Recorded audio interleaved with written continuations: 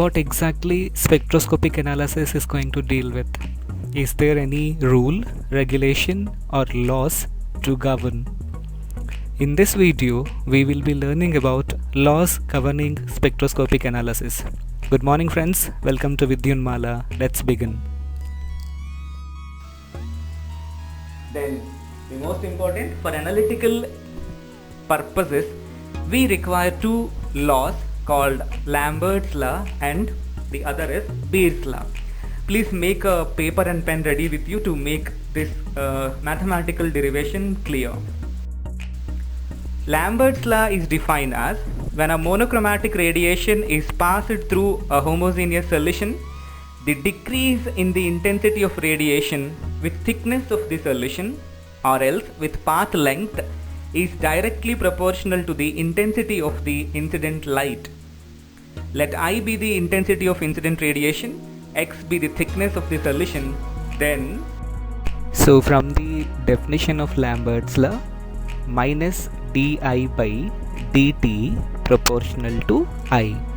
I have changed the notation. Thickness I have taken as a t. So minus symbol indicates the decrease in the intensity with respect to thickness. So by rearranging, we can write it as minus di by dt equal to ki, and if you just do variable separable process, di by I equal to minus k dt. Just integrate the above expression on both sides. We get integral di by I equal to minus k integral dt. As every one of us are aware that integral di by I is ln I or ln I. So ln I equal to minus kt plus integration constant.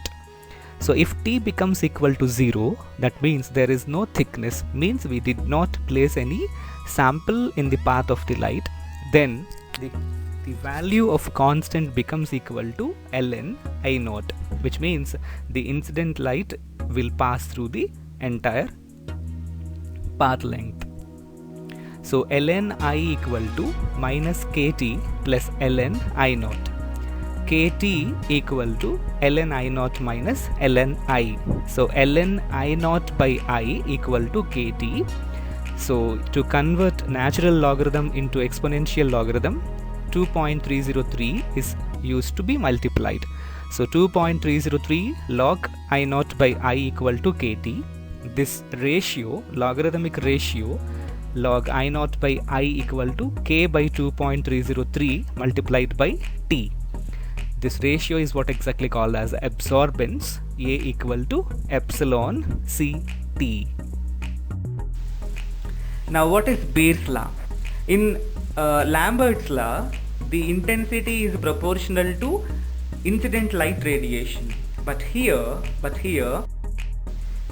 when a monochromatic radiation is passed through a solution, the decrease in the intensity of radiation with thickness is directly proportional to the intensity of incident light as well as the concentration of the solution. This word plays a very important role because in analysis we will find out the concentration only. So if you measure intensity, that you are measuring concentration because there is a direct relation between intensity as well as concentration. So this, then according to Beer's law, minus di by dt proportional to I into C, where C stands for concentration of the solution. So minus di by dt equal to k multiplied by I multiplied by C, where k is the proportional constant. Minus di by I, again I am doing variable separable method here. So minus di by I equal to k multiplied by dt multiplied by C. So di by I equal to minus kc multiplied by dt. Just integrate on both sides. So you'll get ln I equal to minus kct plus constant. If t equal to 0, again as in case of Lambert's law we discussed, that means the path length is directly towards the detector. So then the constant becomes ln I naught. Just by in placing ln I naught value in the constant, we get kCt equal to ln I naught minus ln I. So ln I naught by I equal to kCt. So 2.303 log I naught by I equal to kCt. Capital A equal to epsilon Ct, where A is absorbance, epsilon we call it as molar absorptivity or molar extinction coefficient, C concentration expressed in moles per liter, and T thickness expressed in centimeters. So from this expression you can calculate absorbance when you know epsilon, C and T. You can calculate epsilon when you know ACT.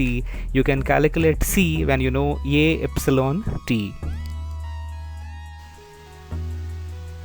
From the equation, it is seen that the absorbance, which is also called as optical density, I'm sure you remember this word, at least some of you remember this word, because those students who did colorimetry experiment in our laboratory, they were aware of the word called optical density. Optical density can also be called as absorbance.